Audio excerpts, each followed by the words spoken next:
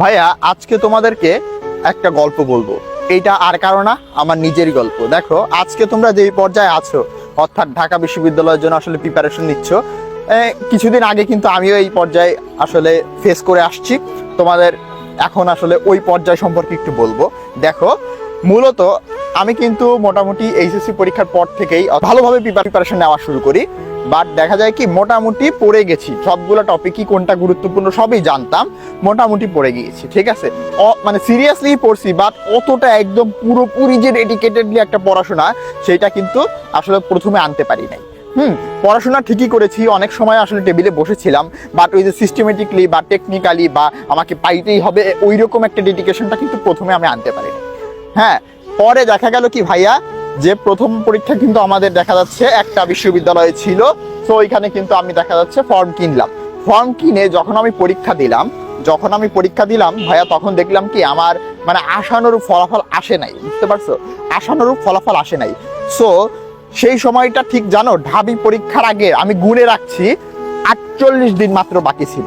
তার মানে দেখো ভাইয়া, আমি একটু ঢাবির থেকে নিম্নমানের বিশ্ববিদ্যালয় পরীক্ষা দিয়ে আমি যখন দেখলাম যে আমার আসলে আশানুরূপ ফলাফল আসে নাই, তার মানে কিন্তু তখনও আমি ঢাবির জন্য আসলে মানে একদম প্রস্তুতি নিয়ে ফেলছি বা একদম প্রিপেয়ার্ড, ওইটা কিন্তু না, তাই না ভাইয়া? তাইলে মাত্র 48 দিন পরে আমি যদি ঢাবিতে খুব ভালো একটা পজিশন এনশিওর করতে পারি, তাহলে ভাইয়া তোমরাও দেখো ঠিক আজকের দিন থেকে যদি হিসাব করো, তোমরাও ওই 48 দিনের মতো সময়ই পাবা।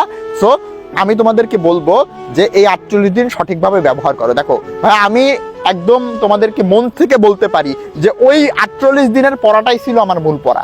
বুঝতে পারছো, মাত্র ওই 48 দিন আমি যে পড়াশোনাটা করছিলাম, ওই পড়াশোনাটা আমাকে ঢাবি জাবি রাবি চবি সব জায়গায় খুব ভালো ভালো পজিশন দিয়েছে।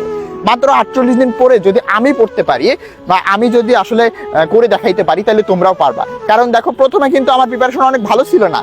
এখন আমি তোমাদেরকে কেন এটা বললাম, দেখো তোমাদের অনেকেরই প্রথম পরীক্ষা কিন্তু ভাইয়া ঢাবি, মানে তোমরা পরীক্ষার শুভ সূচনাই করবা ঢাবি দিয়ে, তাই না? সো আমি কিন্তু একটা পরীক্ষা দিয়ে শেখার জায়গাটা পেয়েছিলাম, এইটা কিন্তু তোমরা অনেকেই পাচ্ছ না। এবার দেখা যাচ্ছে কি ভাইয়া, আমি যেটা শিখছি প্রথম পরীক্ষা দিয়ে, সেইটা কিন্তু আমি পরবর্তী 48 দিনে কাজে লাগাইছি, সঠিকভাবে প্রিপারেশনটা নিতে পারছিলাম।